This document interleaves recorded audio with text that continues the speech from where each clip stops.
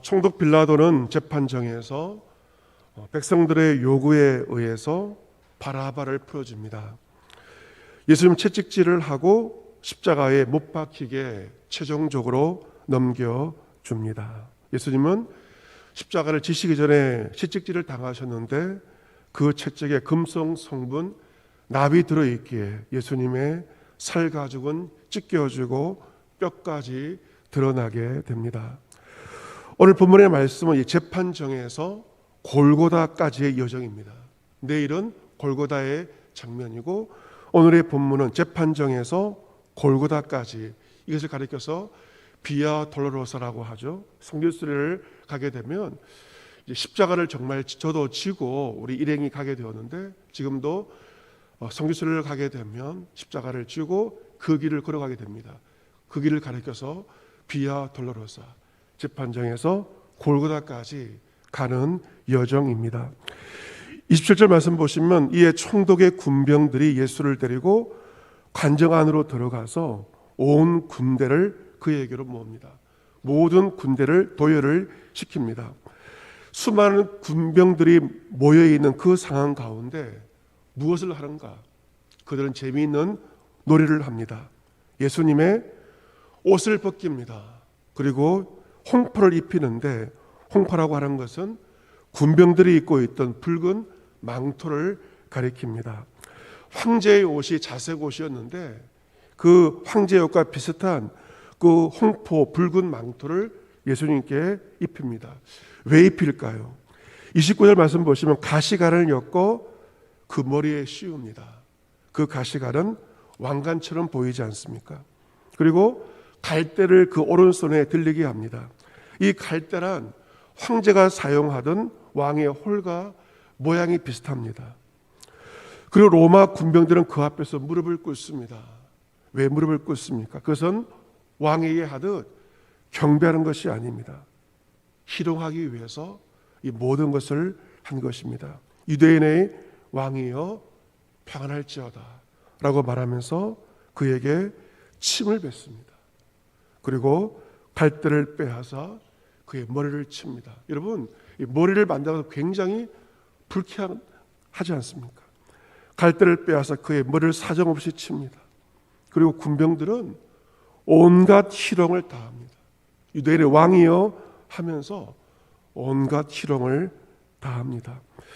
그 다음에 홍포를 벗기고 그의 옷을 입혀서 십자가에 못 박으려고 끌고 나가는 것이 오늘 본문에 기록되어 있습니다. 사람의 육체적인 고통도 큽니다. 채찍을 맞으면 얼마나 아프겠습니까? 육체의 고통도 크지만 더 견디기 힘든 것은 정신적인 희롱이라고 말할 수 있습니다.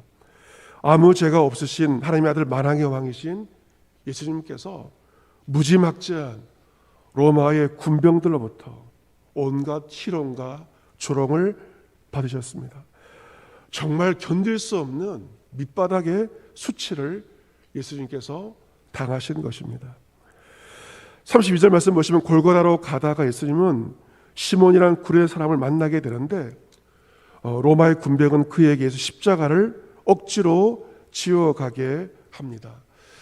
그 당시의 십자가는 이제 가로막대형이었습니다. 왜냐하면 십자가의 수직 기둥은 이미 사형장 현장에 있었기 때문에 제수는 가로막대를 가지고 그 길을 가야만 했습니다.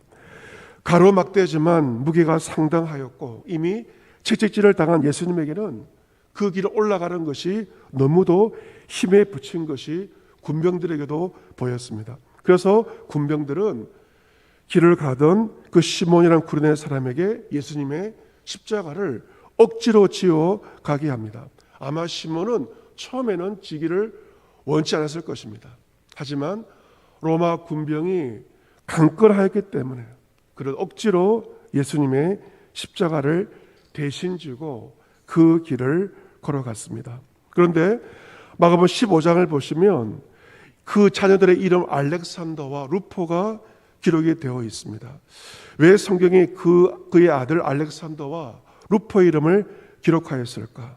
이것은 그와 그의 자녀인 알렉산더 루포까지 그리스도인이 되었기 때문에 그 아들의 이름을 기록을 한 것으로 보여집니다. 그러네 시몬 자원해서가 아닙니다. 그냥 길을 걸어가다가 억지로 십자가를 강권을 받아 지게 되었지만 놀라운 것은 이것을 통하여서 그와 그의 자녀가 그리스도의 은혜를 받게 되었고 그리스도인이 되었다는 사실입니다. 여러분이 억지로 지고 가는 그 십자가에도 하나님의 은혜가 있습니다. 그 은혜는 여러분과 여러분의 자녀들에게도 임하게 될 것입니다. 자원함이 아니라 마지못해 십자가를 지른 것처럼 보이지만 하지만 그 억지로 지른 십자가에도 그리스도의 은혜가 임하게 되고 그 은혜는 여러분의 자녀 가운데도 임하게 되는 줄로 믿습니다. 예수님 목적지인 골고다, 즉 해골의 곳이라는, 얼마나 이름도 무시무시합니까? 해골의 장소, 해골의 장소, 누구도 가기 싫어하는 해골의 장소인 골고다까지 이르게 됩니다. 그곳은 예루살렘 밖에 있는 사형 집행 장소입니다. 그곳에 도착하였을 때 군병들은 쓸개탄 포도주를 예수님께 주어 마시게 합니다.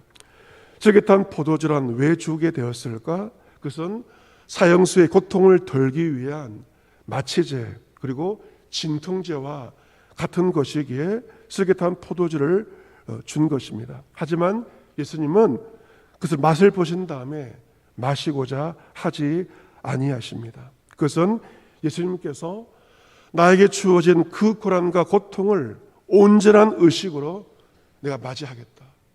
진통제 맞고 하는 것이 아니라 그 모든 고통과 고난도 온전한 의식으로 맞겠다는 예수님의 굳은 결심을 보여줍니다. 우리 예수님은 고통을 피하고 회피하지 않고 그 고통을 정면으로 받아들이고 그 모든 것을 감내하십니다. 이처럼 예수님은 비아 돌로로사 십자가에 그 길을 걸어가시면서 자신에게 주어진 온갖 희롱들, 정신적인 욕설들, 정신적인 상처들, 신체적인 고통을 묵묵히 감내하시면서 마침내 골고다 십자가의 그 자리까지 묵묵히 걸어가셨습니다. 히브리서 12장 12절에 그러므로 예수도 자기 피로서 백성을 거룩하게 하려고 성문에서 고난을 받으셨느니라. 예수님은 자기의 피로서 우리를 거룩하게 하시기 위해서 그 모든 고난을 받으셨습니다. 내가 받아야 할 모든 고난을 예수님이 대신 감당하셨습니다. 그러즉 우리도 그의 치욕을 짊어지고 영문 밖으로 그에게 나아가자. 히브리서 기자가 말합니다. 그 은혜를 받은 자는 어떻게 살아야 될까요? 그의 치욕을 짊어지고 그가 짊었던 모든 치욕을 나도 짊어지고 영문 밖으로 골고다 언덕으로 예수 그리스도에게로 나아가자 하는 것입니다. 여러분, 그의 치욕은 무엇일까요? 그의 치욕을 짊어지라. 그의 치욕은 무엇일까요? 베드로서 전서 4장 14절에 나와 있습니다. 너희가 그리스도의 이름으로 치욕을 당하면 복 있는 자로다. 영광의 영 곧 하나님의 영이 너희 위에 계심이라. 너희 중에 누구든지 살인이나 도둑질이나 악행이나 남의 일을 간섭하는 자로 고난을 받지 말려니와 만일 그리스도인으로 고난을 받으면 부끄러워하지 말고 도리어 그 이름으로 하나님께 영광을 돌리라. 그의 치욕을 지고 십자가를 진다는 것은 내 잘못 때문에 고난받는 것이 아닙니다. 내 잘못이 아닌 예수님 때문에 몸된 교회 때문에 고난을 받는 것이 바로 그의 치욕을 짊어지는 것입니다.